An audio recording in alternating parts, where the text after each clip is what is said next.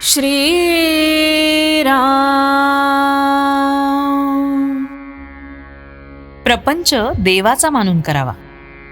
अमुक एक हवंय किंवा अमुक एक नकोय असं न वाटणं याचं नाव वैराग्य. संकटकाळी हे संकट नसावं असं न वाटता परमेश्वराचं स्मरण असावं आणि त्याच्याजवळ हे मागावं की देवा, मला तुझ्याजवळ काहीही मागण्याची इच्छा देऊ नकोस. देहाला मुद्दाम कष्ट देऊ नये, पण जेव्हा ते आपोआप येतात तेव्हा मात्र ते आनंदाने सोसावेत. पुरुरख्याने दुष्कृत्य केलं आणि त्यामुळे त्याला वैराग्य प्राप्त झालं, तेव्हा त्याला दुष्कृत्य म्हणावं की सत्कृत्य? तरीही वैराग्य प्राप्तीचा वास्तविक हा काही मार्ग नाही हे खरंच.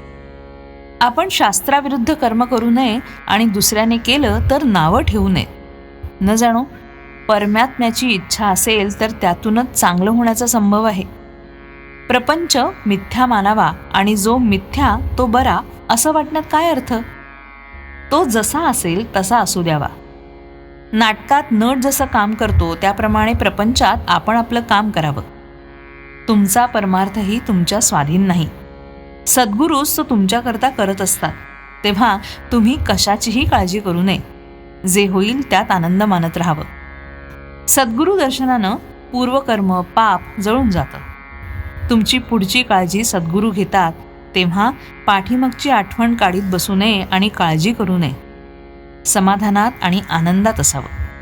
प्रपंच देवाचा मानून अभिमानरहितपणे तो करणं हा परमार्थ.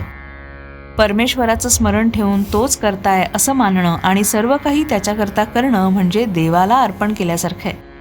फक्त कर्माच्या शेवटीच कृष्णार्पण म्हणणं म्हणजे इतर वेळी त्याला विसरला नाही असं नाही का होत? देवापाशी मला तू आपला म्हण, हे मन तुझ्या चरणी अर्पण केलं, मला तुझ्याजवळ काहीही मागण्याची इच्छा नाही असं मागावं. नाहीतर तो राज्य द्यायला समर्थ आहे आणि त्याच्याजवळ केरसुणी मागितल्याप्रमाणे होईल. भगवंताची मनापासून प्रार्थना करावी. आपल्याला तो बरोबर मार्ग दाखवतो. आपण अंधारामध्ये वाट चालत असताना एक क्षणभरच वीज चमकते, पण त्यामुळे पुढचा रस्ता आपल्याला दिसतो की. त्याचप्रमाणे मनापासून भगवंताचं स्मरण केलं तर पुढच्या मार्गाचं आपल्याला आपोआप ज्ञान होईल. तू जे देशील ना ते मला आवडेल असं आपण भगवंताला सांगावं आणि भगवंताचं अखंड स्मरण ठेवावं. यापेक्षा भगवंताच्या जवळ जायचा दुसरा कोणता मार्ग असणार? श्रीराम.